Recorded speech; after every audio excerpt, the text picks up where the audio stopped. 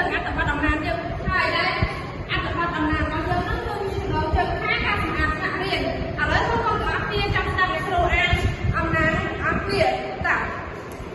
មេរៀនទី4ការសម្អាតថ្នាក់រៀនអំណាចចូលអានអត្ថបទខាងក្រោមគួរឆ្លើយសំណួរការសម្អាតថ្នាក់រៀនជាភារកិច្ចរបស់យើងទាំងអស់គ្នាសិស្សថ្នាក់ខ្ញុំបដូរវេនគ្នាសម្អាតថ្នាក់រៀនរៀងរាល់ថ្ងៃព្រឹកនេះដល់វេនក្រុមខ្ញុំសម្អាតបន្ទប់រៀនមិត្តភ័ក្តិដែលជាសមាជិកក្រុមទាំងអស់នាំគ្នាទៅសាលារៀនមុនមកសិក្សាដោយយកអំពើកន្តោបនិងធុងទឹកទៅជាមួយផងពួកយើងនាំគ្នាបោះបន្ទប់រៀនជូតតុកៅអីទ្វារនិងបង្អួចអ្នកខ្លះប្រមូលសម្រាម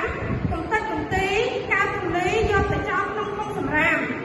ថ្នាក់រៀនខ្ញុំស្អាតជានិច្ចដោយសិស្សក្នុងថ្នាក់ចូលរួមសម្អាតទាំងអស់គ្នាគ្រូតែងតែសរសើរពួកយើងគ្រប់គ្នាអនាម័យក៏មកនៅសុខភាពតែឥឡូវគុំទាំងអស់គ្នាស្ដាប់បានទាំងអស់គ្នាអត់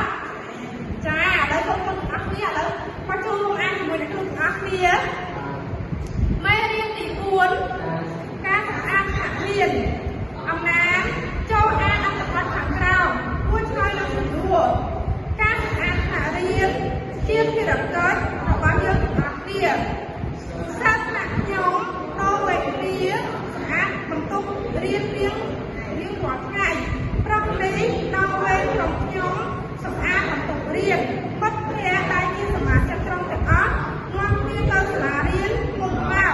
សិក្សាយកអំពើកន្តោបនិងធុងទឹកទៅជាមួយផងពួកយើងនាំគ្នា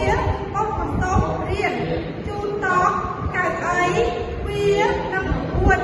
អ្នកខ្លះប្រមូលសម្រាមកំទេចកំទីកៅទលីយកទៅចោលក្នុងធុងសម្រាមថ្នាក់រៀនខ្ញុំស្អាតជានិច្ចដល់សិស្សក្នុងថ្នាក់រៀនចូលរួមសម្អាតទាំងអស់គ្នាគ្រូតែងសរសើរពួកយើងគ្រប់គ្នាអនាម័យក៏មនុស្សសុខភាពតែឥឡូវគាត់ពីគុំអានជាមួយអ្នកគ្រូហើយឥឡូវគុំអានជាដៃគូម្ដងឲ្យ